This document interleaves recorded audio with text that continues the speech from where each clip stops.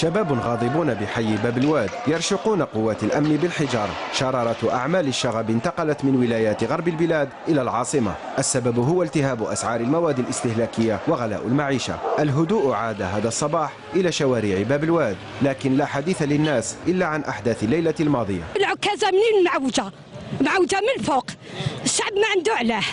وليداتنا هادو باش ناضوا هكذا ديجا هو ضرب على السكر وما يشربش القهوه في الدار.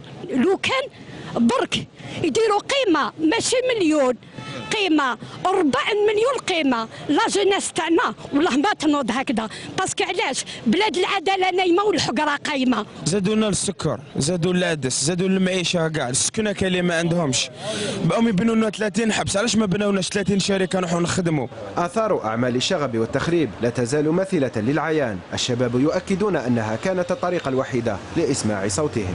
الله غالب يا اخو، تحتمت علينا نديروا هكذا، درنا هكذا. ما كاش اللي ما يحبش بلادو، شكون اللي يعطي الهنا على بلادو، شكون اللي ما يحبهاش، شكون اللي ما يحبش الجزائر، شكون اللي ما هكذا. ياك العام اللي فات داروا راحوا للسودان، راحوا لأم درمان، رحنا درنا طلعنا، ياك ضربوا لي جوار، رحنا للسودان، رحنا درنا رانا نديروا كل حاجه، نمشوا مع حنا نمشوا مع الوقت، حنا نمشوا مع الوقت يا اخو.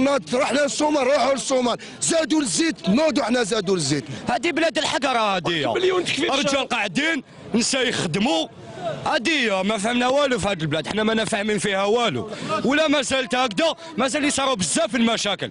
طاش الدوله هذه تحوس علينا حنا غير كيضيق عليها، كي يكونوا ملاح فيها ما يحوسوش علينا كاع. الشارع الجزائري رمى الكرة في ملعب الحكومة التي تقع على عاتقها مسؤولية اتخاذ إجراءات ملموسة لإخماد انتفاضة الجوع قبل فوات الأوان.